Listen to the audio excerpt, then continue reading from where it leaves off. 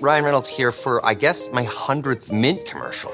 No, don't. No. I mean, honestly, when I started this, I thought I only have to do like 4 of these. I mean, it's unlimited premium wireless for $15 a month. How are there still people paying 2 or 3 times that much? I'm sorry, I shouldn't be victim blaming here. Give it a try at mintmobile.com/save. Whenever you're ready. $45 upfront payment equivalent to $15 per month. New customers on first 3-month plan only. Taxes and fees extra. Speed slower above 40 gigabytes. See details.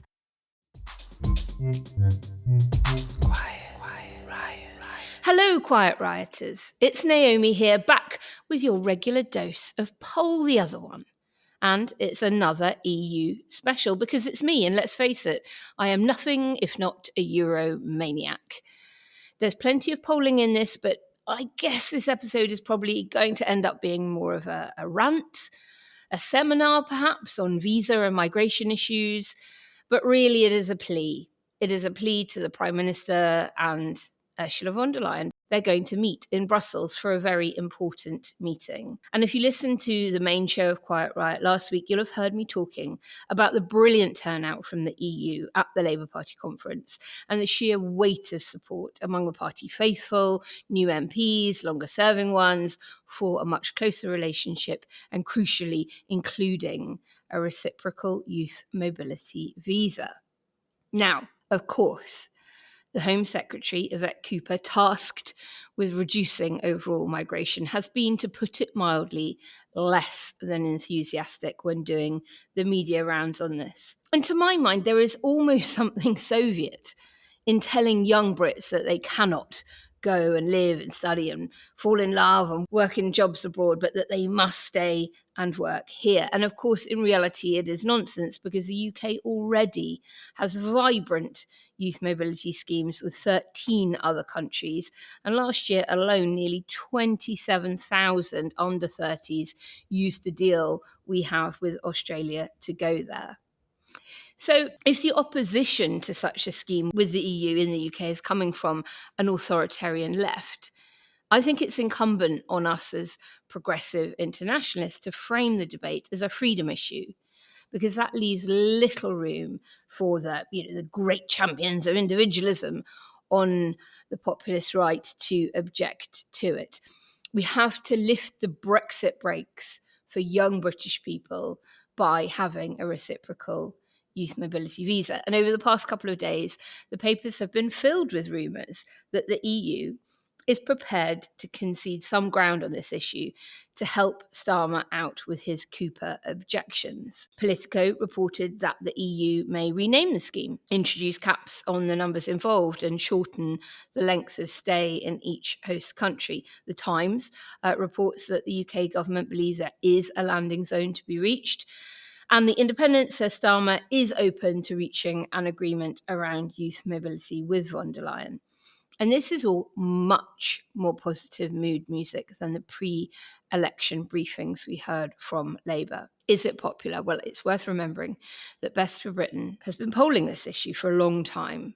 And our recent polling shows that these schemes are popular.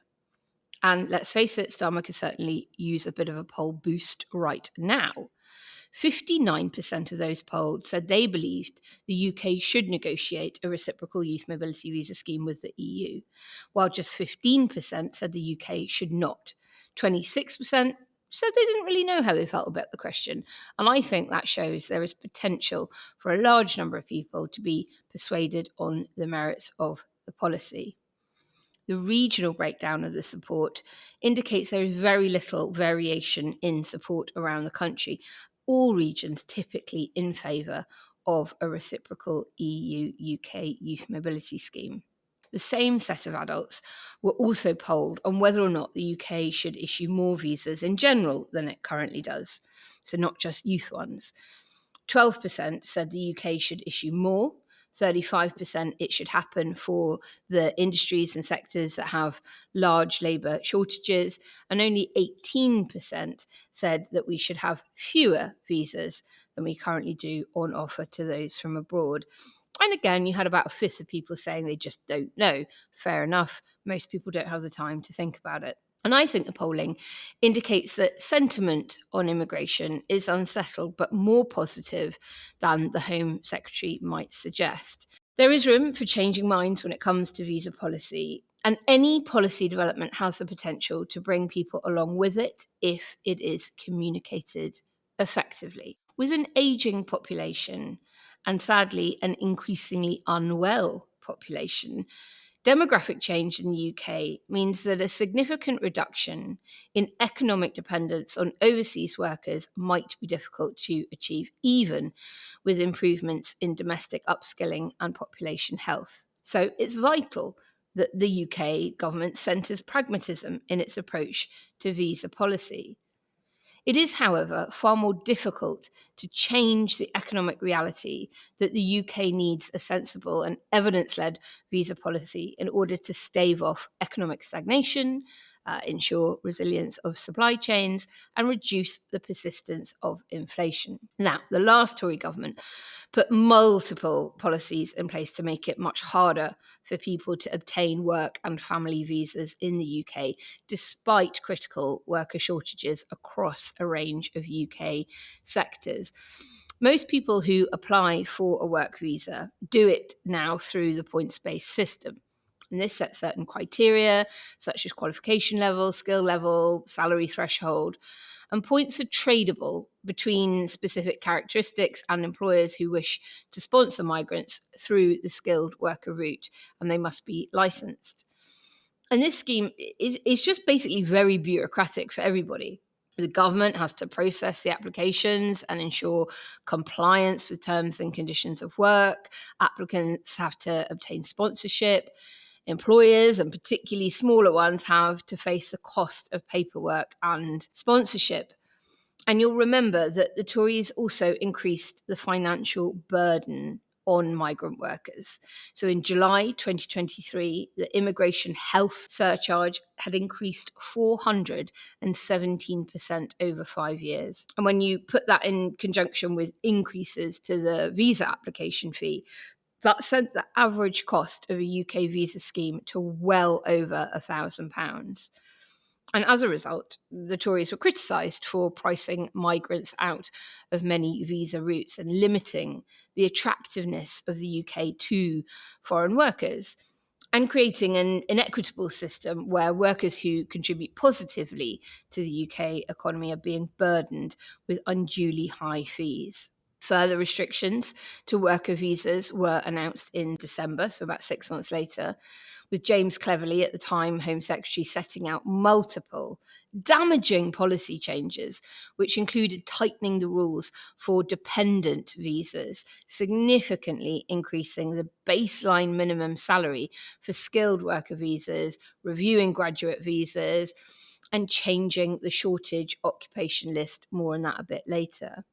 To gain a skilled worker visa, a migrant now needs to earn at least £38,700, and that's an increase of nearly 50%. And the shortage occupation list, which allows workers to earn less than the salary threshold, is being reduced and reformed. Putting those numbers in perspective, a newly qualified nurse in the NHS usually starts on about £10,000 less than that, about £29,000. So it really is criminal given the shortages in the NHS. And these policies were therefore rightly criticised at the time for demonstrating a one-size-fits-all approach to immigration policy, prioritising net migration reduction above the economy. And they were made without any industry consultation.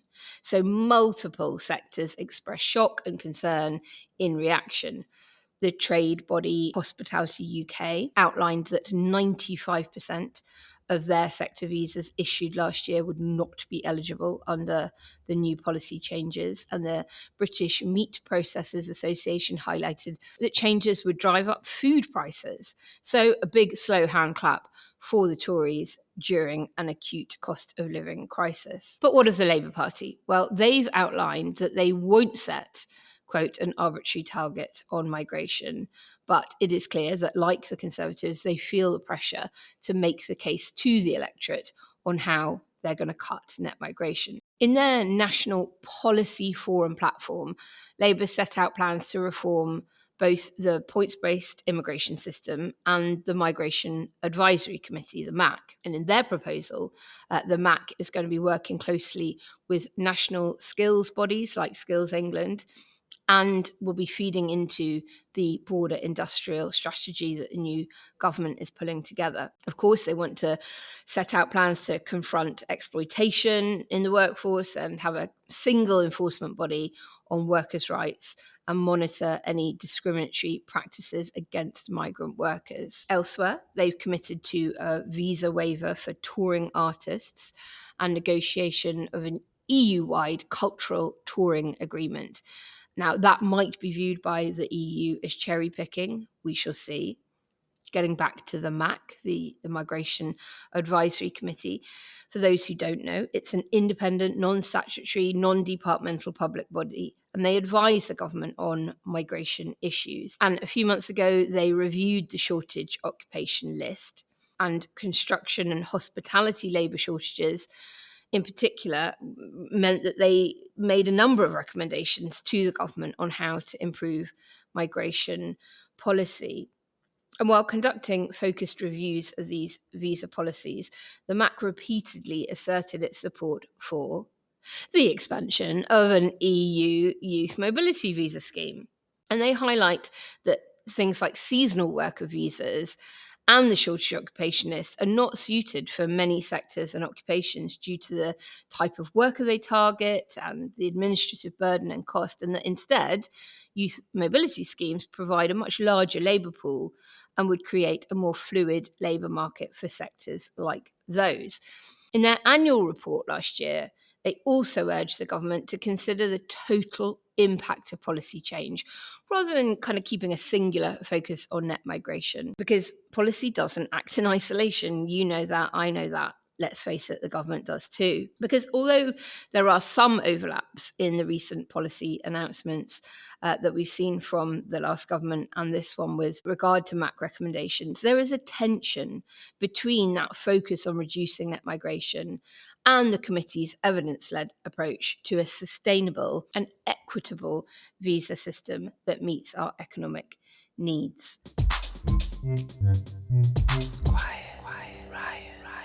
Now, the shortages of skilled workers are a particular challenge for the UK economy at the moment.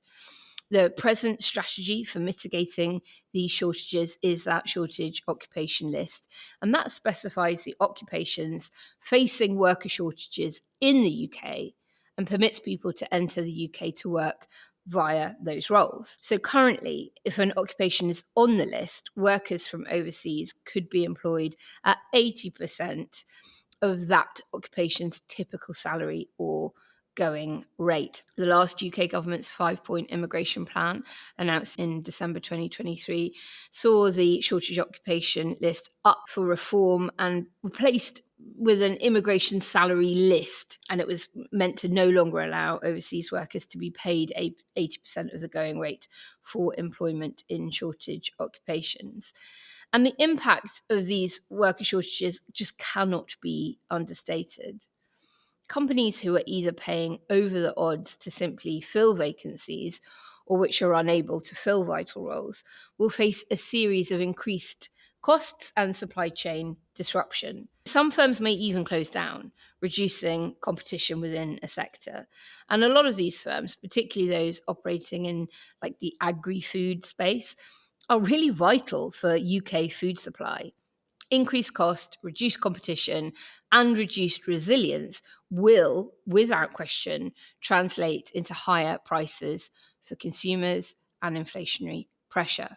But allowing younger EU citizens to come to the UK for periods up to 5 years without being tied to a specific role may mean that young, dynamic thinkers who are early on in their careers are able to benefit the UK with the innovation and skills that they can offer.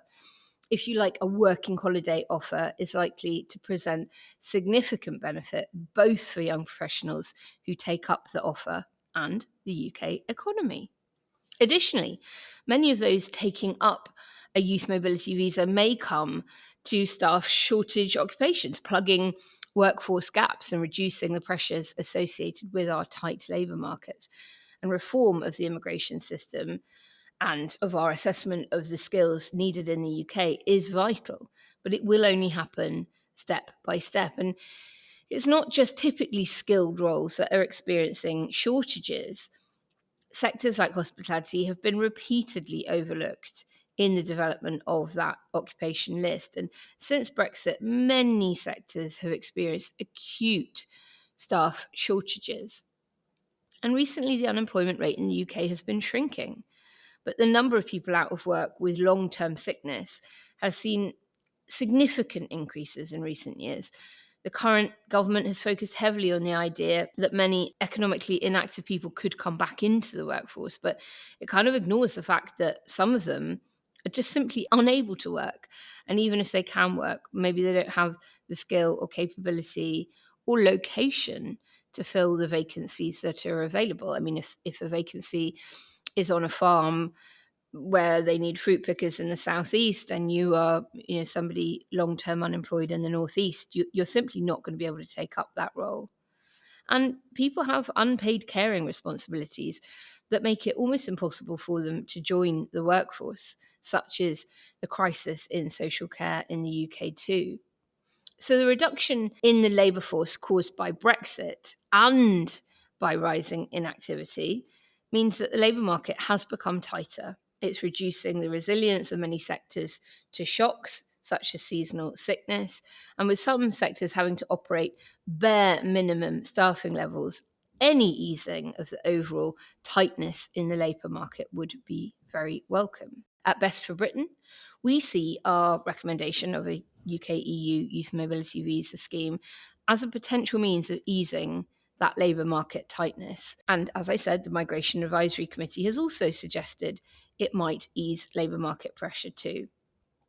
We know that trade bodies like Hospitality UK have been vocal about their approval for such a scheme, and other sectors that might not even directly benefit understand that any reduction in the overall tightness of the labour market is going to be really helpful. With an EU youth mobility scheme as a first step, we do, of course, need to recognise that broadening the definition of what qualifies as skilled work and not necessarily making a reductive tie between salary level and skill level might be a way to reform inward migration for work in a really productive way. Now, Alex would never, ever forgive me if I didn't mention the cultural sector. After all, he is famously a singer, an actor, a performer, a broadcaster, a director, a writer. Well, I'm not sure how much of this he has made the contribution to alone. I would argue a big chunk of it. But the cultural sector contributed 9.5 billion in gross value added to the UK economy in 2022 and is one of only 3 net exporters of music in the world. The cultural sector is unique for its contribution to the health and social fabric of the UK, and it does significantly punch above its weight in terms of creating and supporting the UK's soft power. In 2019, the Association of British Orchestras estimated that the UK's orchestras generated 12% of their total earned income from touring in the EU. And UK music data found that for UK artists, the EU market was 4 times the size of the US, which was the second biggest in terms of number of performances. Since the UK left the EU, there has been a significant shift in UK artists' ability to work in the EU. The Independent Society of Musicians report that in 2023, 47.4% of musicians said they had less work in the EU than they did before Brexit, and 28% said they had now none at all. Best for Britain research found that the number of British musicians booked for EU festivals has fallen a third since the UK left the EU. While some countries do have visa exemptions for performers and artists, it is not consistent. A touring individual or group has to navigate a range of different systems, both for them and their band, their crew, and their goods in each European country. And evidence presented to us at Best for Britain by the sector indicates that this complication makes touring unviable for many, and they are already facing challenges of lost income and partnerships. And the cultural workforce is also particularly vulnerable to touring and expert barriers, as it is made up of 95% sole traders and small companies who often lack the capacity and resource to deal with all of these new complex and expensive border arrangements. Of the cultural workforce, 29% are freelance compared to 15% for the UK workforce as a whole. And that's really indicative of the nature of cultural work. It's often short term, relies on the flexibility of its workforce. And the cultural labour force is highly skilled, and so it needs to maintain a level of flexibility in order to remain competitive in the industry. And these changes in right to work and ease of access have put the UK's cultural workers at a really big disadvantage and restricted the UK's world-leading cultural institutions' ability to easily draw talent in from the EU. With the UK's cultural exports to the EU progressing at a much slower rate than non-EU countries post-pandemic, it is evident that the UK's cultural sector is losing pretty irreplaceable cultural relationships as a result of post-Brexit touring and trading difficulty. So at Best for Britain, we have also suggested a cultural visa waiver agreement with the EU for those working in the cultural sector on a temporary basis.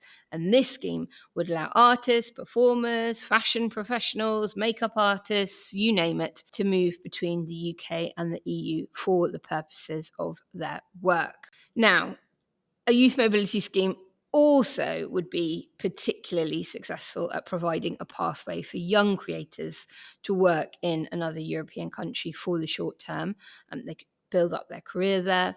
And the increased ease in which young European artists and young professionals could come and work in the UK would, of course, forge cultural and collaborative relationships across UK businesses. And these connections would most likely extend far beyond the length of their stay and create cultural and professional networks and connections that would last their whole career. Finally, as a youth mobility visa scheme is primarily a cultural project, I think there would just be wider, holistic benefits across both societies engaged in the reciprocal scheme. For example, young people would be exposed to the history, the culture, and the language of their resident country, increasing engagement with and appreciation of that country's cultural output in the future.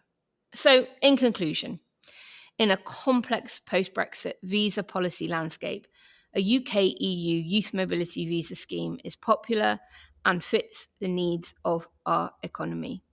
At the same time, it signals that the UK values the cultural and skills-based benefits of mobility for young people and young professionals.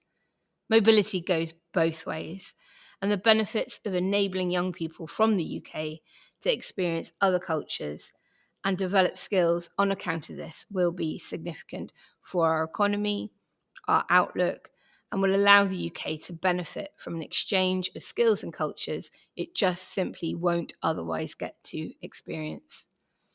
While the UK's migrant workforce has gone through multiple shocks in the past few years, an expanded youth mobility visa scheme offers a way to ensure the labour pool is more resilient, less expensive, and less bureaucratic as a route to come and live and work here.